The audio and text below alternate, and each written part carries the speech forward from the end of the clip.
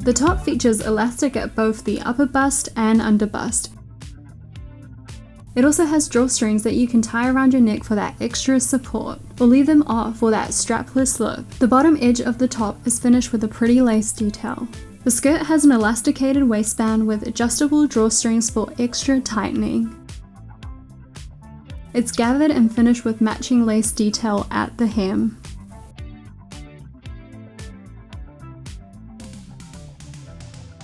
Okay, let's get into making this. What you will need for this project. Fabric and thread. I would recommend something lightweight and about 1.5 to 2 meters of it, just in case you may make a mistake, with matching polyester thread. A sewing machine for straight stitching, zigzag stitching, and buttonhole creation. An iron for all things pressing. Measuring tape for body measurements, hemming, and waistbands. A fabric pen or chalk for assisting you in creating those neat lines. A ruler, also assisting you in creating those neat lines. Fabric scissors, or just normal scissors. A seam ripper for making holes in your buttonholes, or reversing a mistake you may have made. Sewing clips or pins, or both. A small strip of fusible interfacing for your buttonholes. A pin to push the elastic through, and the drawstrings. Elastic that's long enough to go around your bust and waist. The width is up to you. Lace, this is an optional step. It's going to look cuter with the lace detail, and you'll need enough lace to maybe go around your body about 5 or 6 times. Let's take those body measurements. Wear something tight and grab your measuring tape. Wrap the tape around the fullest part of your bust. Do a little wiggle so it's comfortable, but honestly, this is a very forgiving pattern, so the measurements don't have to be perfect. Do the same for the fullest part of your hips. Make a note of these 2 measurements. Now let's break this all down. Every piece is a different size rectangle, times 2. And the top and skirt follow the same steps, with 1 extra step for the skirt.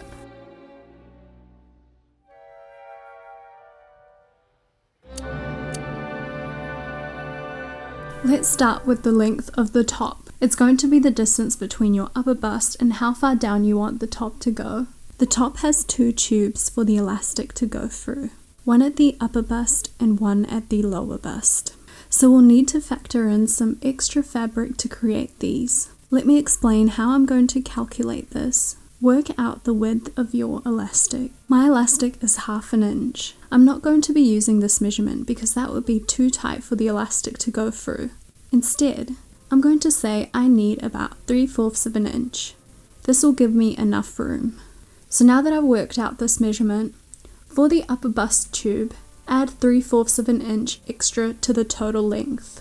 For the lower bust tube, multiply the 3/4 of an inch by 3 and add that amount to your total length. The video is just quickly showing you the principle of the folds, so you can see how the lower bust requires more fabric compared to the upper bust.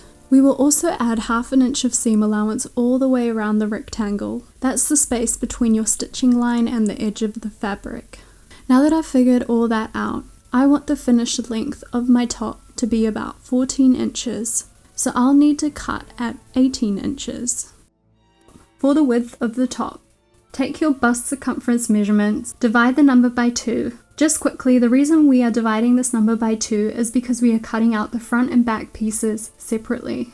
Because the look of the top is gathered, you'll need to multiply this number by how dramatic you want these gathers to be. I'm going to be multiplying it by 1.2. Okay, once you've come to terms with whatever it is I just said, and hopefully you did, cut 2 of these pieces on the fabric.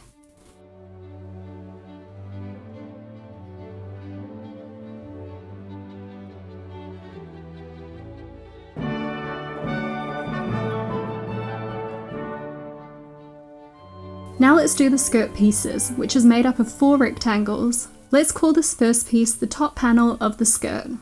The length of this top panel is going to be the measurement from your waist to your hip.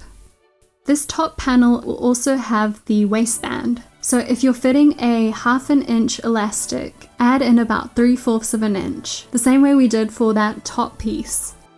For the width, take your hip measurement, divide this number by 2, and multiply it by how much gathering you want. I'm multiplying it by the same amount I did earlier, which is 1.2, because I kind of want to follow that same look. Now, just like what we did earlier, we will need to add in 1/2 inch of seam allowance all the way around. Cut 2 of these pieces.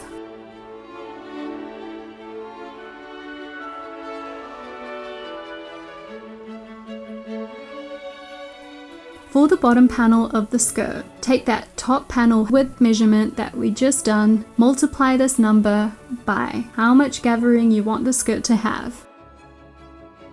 The length of this bottom panel is totally up to you. I think it'll look cute as well as a floor length skirt. I'm making a mini skirt, so I'm cutting mine at 12 inches. Cut 2 of these pieces on the fabric.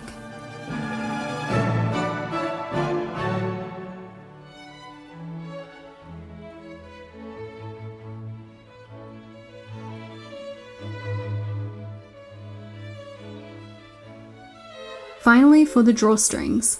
These are the cords that will go around your waistband and top so you can tighten the pieces when you wear them. Take your hip measurement, divide the number by 2, then multiply it by 3. The width will be about 1.5 inches. Cut 2 of these pieces.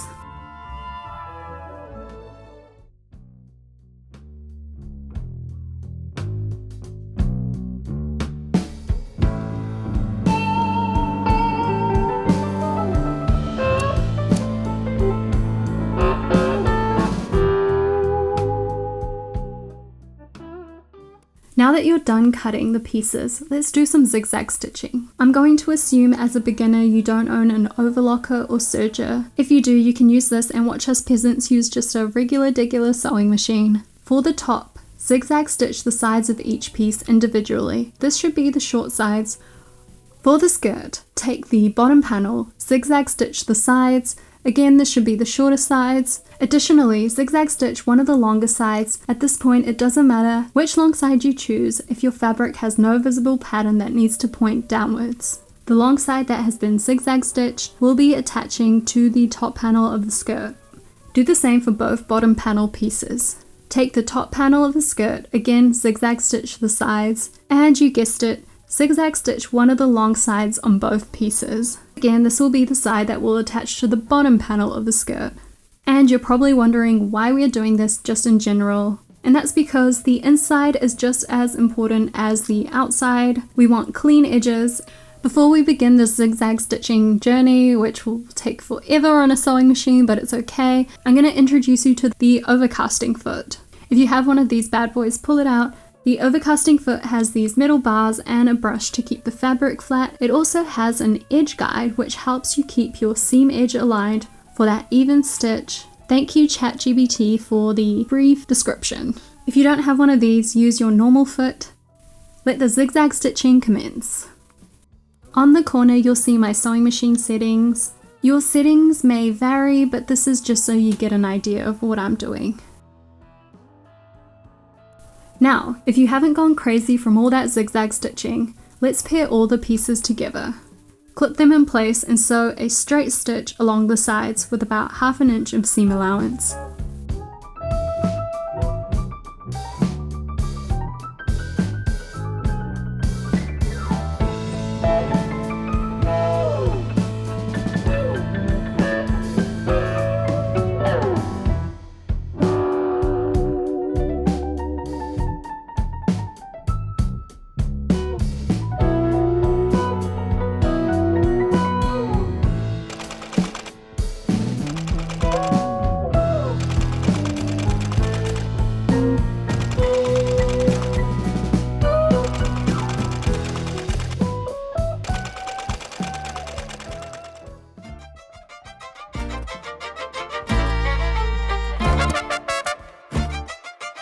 Once you've sewn each panel together, we're going to start with the bottom panel of the skirt and hem it. Turn this piece inside out. Fold the fabric in by 1/2 inch so the wrong sides of the fabric are facing together. And please make sure it's not the edge that you zigzag stitched. And press, press, press.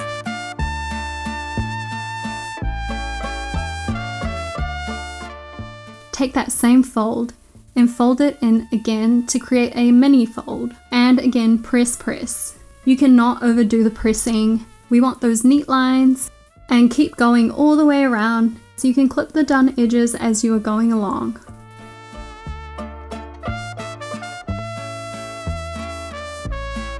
We will add in the lace detail. Take things to the sewing machine. Make sure the fabric is still inside out. If your lace has a good side, make sure it's facing the fabric flat. Place the lace so the top is lined up with that folded edge. And just start doing a straight stitch. And just remember, we are both hemming and adding lace to the bottom. This stitch will be seen on the other side, so go slow. Take your time. This video is sped up, but also I can't lie to you, I'm going fast in real life because, I've done this 100 times, guys. I've never made a mistake, okay? Sort of. Well, not really. I still haven't learned my lesson.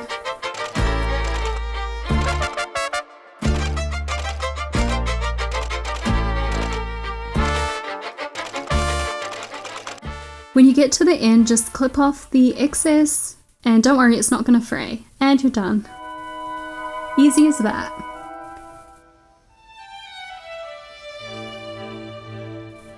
Now let's create that waistband. Take the top panel of the skirt and turn it inside out. We're going to do that first fold, and not on the edge where the zigzag stitch is. Fold the fabric in by about 1/4 or 1/2 inch. Press.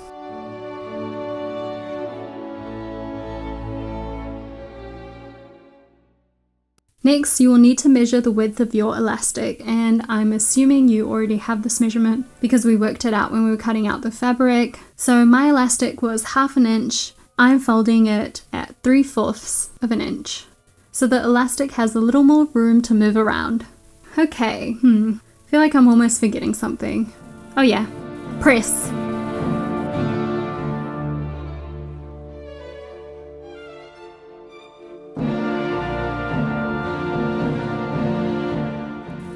We will need to make 2 buttonholes side by side. Grab some fusible interfacing. It's going to add stability to prevent the holes from stretching over time and support the fabric while sewing so it doesn't go all wonky and pucker. If you don't have this type of interfacing, cut out the same fabric and use that as reinforcement. Nobody's going to know, don't worry. Now, if you have a lot of time on your hands and you're a smarty pants like me, you've probably already tested some buttonholes on scrap fabric, so you know exactly how much interfacing you'll need and how they will look. So please do this. Make sure the interfacing can fit perfectly into the waistband, and somewhere in the middle. Since the skirt doesn't have a dedicated front or back, any side works at this point. And press. And oh my, I haven't even told you why we are doing this. It's just so the drawstrings can go through one end and come out the other later on when we add them. Decide where you want 2 buttonholes to go. I'd say they should be about 1 inch or less apart. Now, listen very carefully. Unfold the waistband before you sew the buttonholes. Because if you don't do this, you will eventually need to cry at some point. We are too far into the process to be making these kinds of silly mistakes. Now good luck and sew those 2 buttonholes like your life depends on it.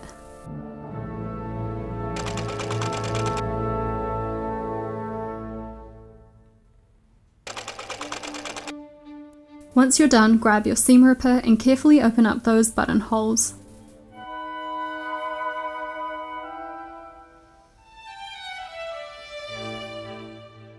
Let's gather the bottom of the skirt. Do a basting stitch along the entire zigzagged edge of the bottom panel. A basting stitch is just the loosest straight stitch on your sewing machine. Loose in terms of length and tension. This will allow you to gather the fabric more easily. Once you've done this, you can now gather the fabric by pulling that end of the thread very slowly. The bottom panel will need to match the circumference of the top panel of the skirt, not the top.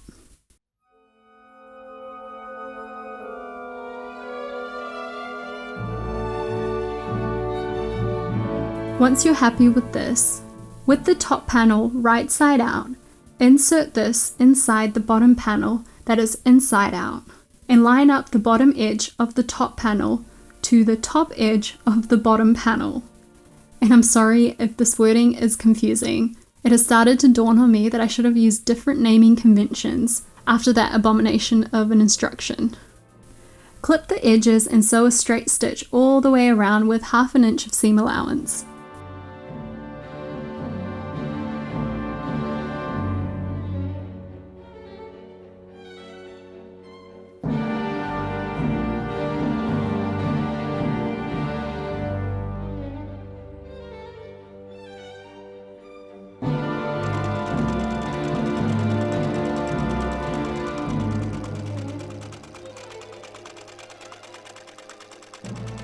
Now while we are at the sewing machine, let's also finish off that waistband and stitch it in place. Sew a straight stitch along the folded edge, getting as close as you can to the edge, but don't go all the way around with this one. Leave about a 1 inch gap for the elastic to go through later on.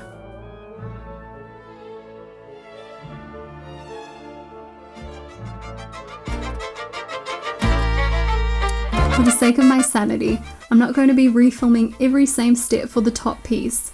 Whatever we did for the skirt, we're going to do exactly for the top. The only difference is we skip that middle gathering part. Let's just fast forward.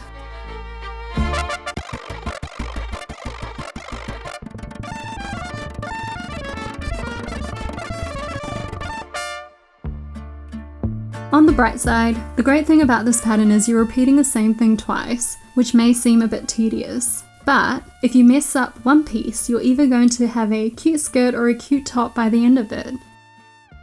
I'm assuming everything went well for you, so let's continue. Let's give some attention to the top, not the skirt. We'll create another casing for that third elastic to go through just below the bust. Work out how far down you want the elastic to go from the upper bust. I'm going with 5.5 inches. If you have a fuller bust and not part of the itty bitty committee, like me, you probably want to do more. Mark your first point down, and then mark 2 additional points. The distance between all these points should be the same distance you used for the waistband fold. Now draw 3 parallel lines all the way around.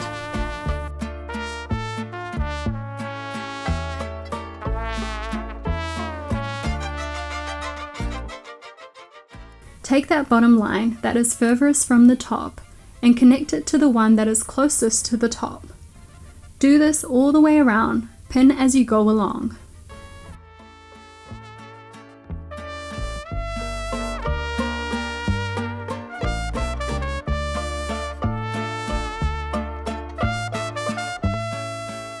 We're going to sew a straight stitch along that entire edge, but also leaving a gap with this one as you did with the waistband for the elastic to go through.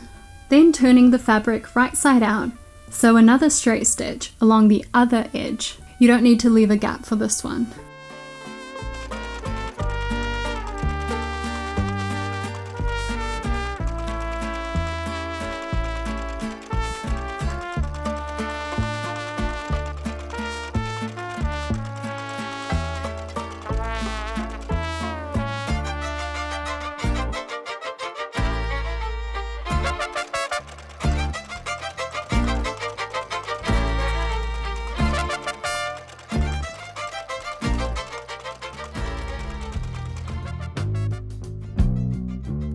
Let's do the drawstrings. Fold the fabric so the right sides of the fabric are facing and just sew a straight stitch along the entire length. Right smack bang in the middle.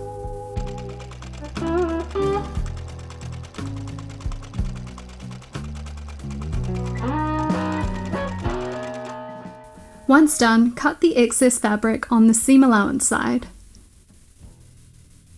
Grab a pin, attach the pin to one of the ends and push it inside the tube until it comes out the other end.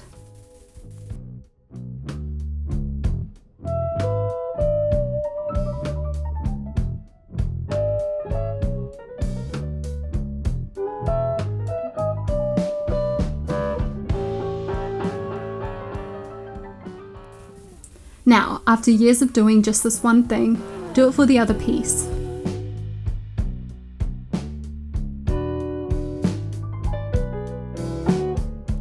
Take the pin and let's put elastic through all these tubes we created. You'll need to test how much elastic you want. Just wrap it around your waist, your underbust and your upper bust. It doesn't need to be too tight because you also have the drawstrings. I'm not going to film 3 of them. I'll just show you how to do one and you can apply the same principle for the others. Let's begin. Grab a pin. Pin the pin to the elastic. Take the pin and the elastic through the gap. I told you to leave, remember? Until you see the little guy on the other side.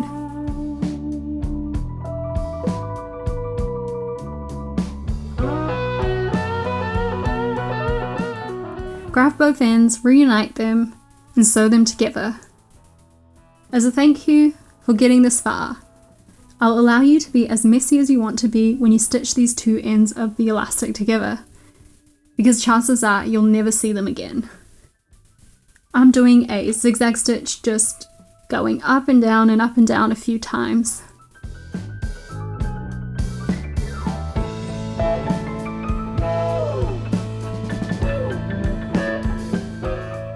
Once you're done letting off some steam, close that gap with that same straight stitch.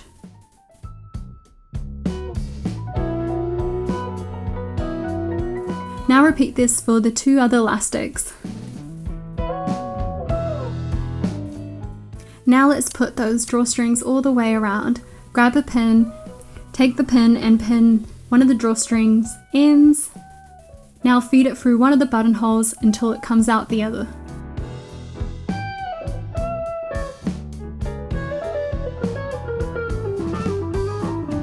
And do the same for the other piece.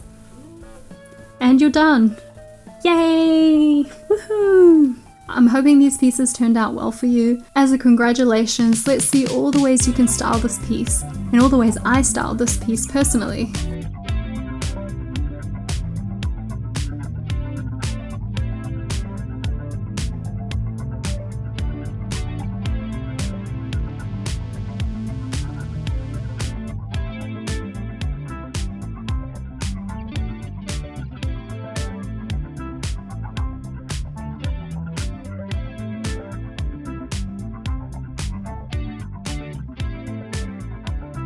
And if you're not convinced, you want to make this piece, I hope I get you next time. Thank you so much.